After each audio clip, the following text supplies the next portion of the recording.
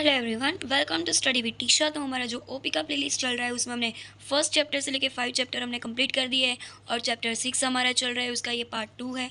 तो उसमें हमने लास्ट में देखा था कि थ्रो, ट्राई, ब्लॉक, ये सारी चीज़ें हमने देखी थी। ठीक है, अभी हम देखते हैं फाइनल क्लोज क्या है, अंडरस्टैंडिंग फाइनली क्या है। ठीक है, what is finally, when it is use, ये हम देखेंगे। ठीक है, तो what is finally, when is it used? तो a section of code that always executes regardless of exception, यानी कि ये जो सेक्शन है ना, सेक्शन ऑफ कोड, वो हर बार एग्जीक्यूट होगा ही। मतलब कुछ भी एक्सेप्शन आए जो भी हो, बट ये वाला जो है ना, ये तो एग्जीक्यूट होगा ही। ठीक है, एक्सेप्शन के बिना ये एग्जीक्यूट तो होगा ही। ये जो फाइनली वाला जो कोड है ना, सेक्शन ऑफ कोड, उसमें जो भी हम लिखेंगे वो तो ऑलवेज एग्जीक्यूट होगा। It is use for clean up task, जब भी हमें टास्क को क्लीन करना हो, लाइक क्लोजिंग फाइल्स जैसे हम करते हैं ना, ऐसे हमें करना हो, या फिर रिलीजिंग रिसोर्स कुछ करना हो, तब हम फाइनली का यूज़ करेंगे। ठीक है, अभी इसकी जो कोडिंग है ना, वो मैं जेन्युइनली बोल रही हूँ, बहुत ही ईजी है। कुछ करना नहीं है, जैसा हमने लिखा था वही लिखना है, बस एक फाइनली वाला ब्लॉक हमें एक्स्ट्रा लिख देना है जो ऑलवेज एग्जीक्यूट होगा। भले ही इधर कुछ एक्सेप्शन हो या ना हो, पर ये जो फाइनली में हम जो मेथड में लिखते हैं ना, ये इनसाइड द फाइनली ब्लॉक, ये वाला तो एग्जीक्यूट होगा ही। ठीक है, तो आपको ये आसानी से लिखने में आ जाएगा जो आपने प्रीवियस के सारे लेक्चर्स देखे होंगे, तो क्योंकि ये प्रोग्रामिंग लिखनी इतनी बहुत हार्ड नहीं होती। तो देख लो, आपकी क्लास मैंने बनाया। ठीक है, क्लास और क्लास का नेम फाइनली डेमो रखा। Public static void main division integer b लिखा मैंने, यहाँ पे मेन लिखना मैं भूल गई हूँ, कोई बात नहीं। Public static void main division integer A और इंटीजर बी लिया, और मैंने बाहर ही एक्सेप्शन थ्रोस एरिथमेटिक एक्सेप्शन, यानी कि इधर कुछ एक्सेप्शन आ सकता है, मैं पहले से ही बोल रही हूँ, पहले से ही मैंने डिक्लेयर किया, इसलिए मैंने थ्रोज यूज़ किया। ठीक है, थ्रो ओनली यूज़ नहीं किया। ये थ्रो और थ्रोज क्या है, ये आप पहले के वीडियो देख के आना, उसके बाद ये देखना। ठीक है, तो थ्रोज एरिथमेटिक एक्सेप्शन ट्राई लिखा, फिर प्रिंट एरन क्या किया, starting division is a by b और एंडिंग, दिस इज सिंपल। ठीक है, ये वाला इंटीजर ए बी, ये सारी चीज़ें हमने पढ़ी है। ये ट्राई ब्लॉक लिखा, कैच ब्लॉक क्यों लिखा, ये भी आपको पता है। ये अरिथमेटिक एक्सेप्शन कोई भी आएगी तो उसको वो कैच कर देगा और फिर हमको प्रिंट बना देगा। उसके बाद ये finally system dot print ln, इधर आपको जो भी लिखना है वो, तो ये सभी एग्जीक्यूट होने के बाद ये तो एग्जीक्यूट होगा ही। आप कोई भी कर लो, पर ये तो एग्जीक्यूट होगा ही। तो इज इट ए सिंपल। ठीक है, अभी हम देखते हैं ये वाला कॉन्सेप्ट कि रीथ्रोइंग एक्सेप्शन। रीथ्रोइंग यानी कि एक बार थ्रो हो गया, उसके बाद फिर से भी थ्रो हो सकता है ना, तो उसके बारे में बोल रहे हैं कि we know that exception occurs in try block, यानी ट्राई ब्लॉक में कभी भी एक्सेप्शन आ सकता है और उसको हैंडल करता है ये कैच ब्लॉक। ठीक है, we need to know that caught exception can be rethrown, यानी कि जो हमें कैच कर लिया, हमने जो कैच कर लिया उसको फिर से हम रीथ्रो कराए, फिर से हम रीथ्रो कराए, तो वो क्या फिर से कैच ब्लॉक उसको ले लेगा, ये हमें देखना है। This rethrown exception will be handle in another catch block in some part of program, यानी कि ये रीथ्रो है ना, वो क्या करेगा, एक यहाँ पे ट्राई ब्लॉक है, तो ट्राई ब्लॉक में जो भी एक्सेप्शन आए वो कैच ब्लॉक तो कर देगा, बट कैच ब्लॉक में कुछ एक्सेप्शन आए तो फिर से कैच ब्लॉक लिखेंगे। ठीक है, ये क्या बोले, अनदर कैच ब्लॉक में फिर से हैंडल कर लेगा वो। ठीक है, वरना तो वो नहीं करेगा तो फिर प्रोग्राम टर्मिनेट हो जाएगा। उसका एग्जांपल देखते हैं हम लोग। तो क्लास का नाम रखा हमने रीथ्रोन डेमो, ये पब्लिक स्टैटिक वॉइड मेन रखा, ट्राई किया कि टेस्ट रीथ्रो को हम टेस्ट कराते, तो ये एक ट्राई में जो भी एक्सेप्शन आए वो इस कैच में तो हो ही जाएगा। ठीक है, तो ये तो हो गया, पर फिर से हम लिखते हैं कि टेस्ट रीथ्रो करा रहे हैं हम, कि फिर से कराए वही जो हमने यहाँ पे कैच करवाया था, वही हम फिर से करा रहे हैं। ठीक है, तो उसमें भी सेम है as it is, try system dot print l n 5/0 exception catch करा लिया। ठीक है, तो ये जो फिर से कुछ आएगा तो वो इनसाइड कैच टेस्ट रीथ्रो में फिर से वो कैच कर लेगा। ठीक है, और फिर से थ्रो होगा। ठीक है, तो ये होती है रीथ्रो के बारे में। अभी है chain exception is a newly added feature in Java. ये जो एक्सेप्शन है ना, चेन एक्सेप्शन, ये न्यूली है, ये भी कुछ मतलब बहुत ही ईजी है, उसमें कुछ भी ऐसा बिग ऐसा कोई रॉकेट साइंस नहीं है, ये बहुत ही ईजी है। मैं आपको समझाती हूँ कि ये जो चेन एक्सेप्शन है वो एक न्यूली एडेड फीचर्स है हमारे जावा में। We can now related exception with other exception, हम एक एक्सेप्शन को दूसरे एक्सेप्शन से रिलेट करा सकते हैं। For an example, we take input from users. ठीक है, हमने क्या किया है, एक इनपुट लिया। ठीक है, हमने एक इनपुट लिया यूज़र से। ठीक है, डिवाइडिंग टू इंटीजर्स, जो हम पहले से करते आ रहे हैं, वो दो इंटीजर को डिवाइड करना है, ए और बी, ए बाई बी, ऐसा हमने एक इंटीजर लिया। ठीक है, suppose we are getting error. अभी हम ये चीज़ अभी मेरे को बार बार बताने की ज़रूरत नहीं है, क्योंकि मैंने ये बहुत बार बताया है कि क्योंकि हमने यही एग्जाम्पल लिया है सभी प्रोग्रामिंग ने। तो ए बाई बी करेंगे और error I due to b is equal to 0, then actual cause is not arithmetic. अभी हम ऐसा नहीं बोल सकते कि उसमें एरेथमेटिक प्रॉब्लम है, बल्कि प्रॉब्लम तो ये है कि यूज़र ने इनपुट गलत डाला है, क्योंकि उसको बोला ही है पहले से कि तुम 0 मत डालो, ये पहले से हमने बोला है, पर फिर भी वो डाल रहा है। तो वो एक्चुअल में हम देखने जाए तो वो एरेथमेटिक एक्सेप्शन नहीं है, बट हम आगे के लेक्चर में तो हम बोल ही रहे थे ना कि एरेथमेटिक एक्सेप्शन है, एरेथमेटिक एक्सेप्शन है, बट नहीं, वो एक्चुअल में एरेथमेटिक एक्सेप्शन नहीं है, वो एक्चुअल में है आईओ एक्सेप्शन। क्यों? इनपुट आउटपुट एक्सेप्शन है, क्योंकि इनपुट गलत डाला है उन्होंने। ठीक है, तो एक्चुअल में क्या है? IO exception. We allowed user to enter denominator value B as 0। हमने यूजर से गलत चीज़ ले ली है। ठीक है, chain exception is use to handle such situation. तो ऐसी कुछ सिचुएशन हमारे में आ जाए कि एरिथमेटिक एक्सेप्शन वो बता रहे हैं बट एक्चुअल में वो आईओ एक्सेप्शन हो, तो हम कंपेयर करा सकते हैं एक वन एक्सेप्शन को दूसरे एक्सेप्शन से हम रिलेट करा सकते हैं। यही तो हमारा था chain exception.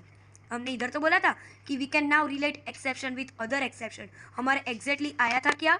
Arithmetic, but actual में क्या था? IO exception. तो हम लोग उसको रिलेट करा सकते हैं, तो वही तो है चेन एक्सेप्शन। ठीक है, तो उसकी दो चेन एक्सेप्शन की एक सपोर्ट में दो कंस्ट्रक्टर होते हैं, थ्रोएबल कोस और दूसरा है थ्रोएबल स्ट्रिंग्स। थ्रोएबल कोस स्ट्रिंग्स एस के बारे में। ठीक है, here the cos specify the actual cos of exception and string is an exception description string. मतलब ये जो हम जब यूज़ करें तभी हमें एक्चुअल में क्या है वो हमें बताएगा कि एक्चुअल में आपकी प्रॉब्लम एक्सेप्शन कहाँ आई है, वो हमको बताएंगे। तो टू इंपॉर्टेंट मेथड है इसमें, गेट कोज और इनिट कोज। ये जो गेट कोज है वो हमें क्या बताएगा कि this method returns a actual cause. Actual में प्रॉब्लम क्या है वो हमें गेट कोज बताएगा। ठीक है, विथ करंट एक्सेप्शन, यानी कि करंट एक्सेप्शन जो हमारी आई है उसमें एक्चुअल प्रॉब्लम क्या है ये हमें गेट कोज मेथड बताएगा। और इनिट कोज क्या करेगा? This method set underlying causes with invoking exception, कि ये एक्सेप्शन किसने इन्वोक किया ये हमें इनिट कोज बताएगा। ठीक है, अभी एग्जांपल देखते हैं कि इंपोर्ट किया java.io, ये हमने क्लास का नेम रखा हमने चेन एक्सेप्शन डेमो, ये हम कोई भी रख सकते हैं क्लास का नेम। ये हमने public static void main divide integer A और बी रखा। If B is equal to 0 आया तो हम लोगों को पता है कि वो एरिथमेटिक एक्सेप्शन है, बट वो एक्चुअल में एरिथमेटिक एक्सेप्शन नहीं है, वो आईओ एक्सेप्शन है। ठीक है, तो हम इधर बता रहे हैं कि b इज इक्वल टू 0, तो एरिथमेटिक एक्सेप्शन ये रेफरेंस में हमने ये ऑब्जेक्ट बनाया है। ठीक है, A is equal to new arithmetic exception A. फिर इनिट कोज बनाते हैं कि वो एक्चुअल में new IO exception IO cause है। ठीक है, वो थ्रो करेगा ई को। ठीक है, ये हमने दो ऐसे ऑब्जेक्ट बना दिए। एल्स जो वो एक्सेप्शन आएगी तो हमें ये दो में बताएंगे कि आपकी एक्चुअल में क्या है, क्या प्रॉब्लम है, ये आपको बताएगा। बट जो उसने b इज इक्वल टू 0 नहीं डाला, वो सही में कंप्लीटली डाल रहा है, 3/4 कर रहा है। ठीक है, तो system dot out print ln में a बाई बी ऑटोमेटिकली आ जाएगा। ठीक है, अभी हम मेन मेथड को इनिशियलाइजेशन करते हैं और फिर ट्राई करते हैं डिवाइड 100 and 0, तो एक्सेप्शन ई आएगा। क्या आएगा? एक्चुअल कोज क्या है? गेट कोज आएगा। ठीक है, कि आपकी मेन प्रॉब्लम है ये आईओ वाला है, आपने गलत डाल दिया है। ठीक है, अभी देखते हैं डिफाइनिंग कस्टम एक्सेप्शन। ये भी बहुत ही ईजी है, ये कुछ बहुत ही वो कोई हार्ड नहीं है, ये भी बहुत ही ईजी है। कस्टम एक्सेप्शन यानी कि हम खुद एक्सेप्शन अपना लिखते हैं। अभी तो हम क्या लिखते थे?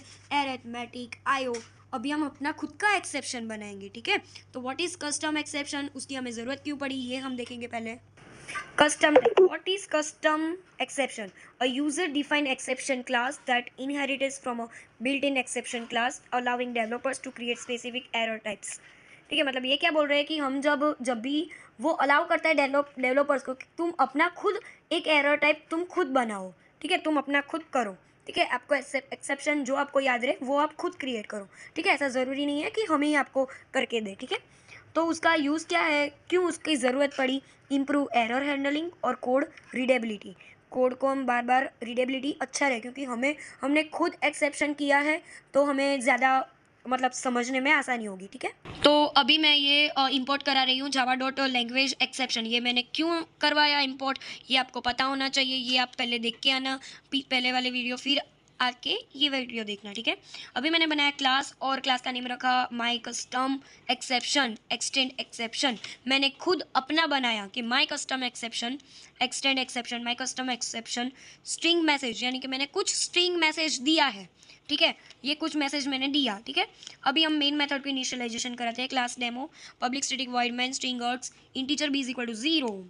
अभी मैं बोल रही हूँ कि ट्राई और कैच में मैं ये डाल रही हूँ कि if b is equal to 0 आया तो आप थ्रो कराना कि मेरी एक्सेप्शन आई है, माई कस्टम एक्सेप्शन आ गई है, ठीक है। तो फिर तुम उसको कैच कर देना कि आपकी ये एक्सेप्शन में ये वाली आई है, ठीक है। और फिर मैं उसको गेट मैसेज की मदद से तुम मेरे को मैसेज भेज देना कि क्या प्रॉब्लम आई है, ठीक है। ये बहुत ही सिंपल है। आप पहले स्टार्टिंग से वीडियो देख के आना, तभी आपको ये प्रोग्रामिंग में जो स्पीड में पढ़ा रही हूँ वो आपको समझ में आएगा, ठीक है।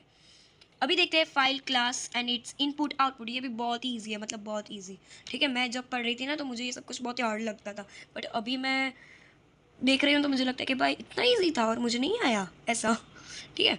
बट आई होप मैं अच्छे मार्क्स से पास हो गई हूँ, सो डोंट वरी।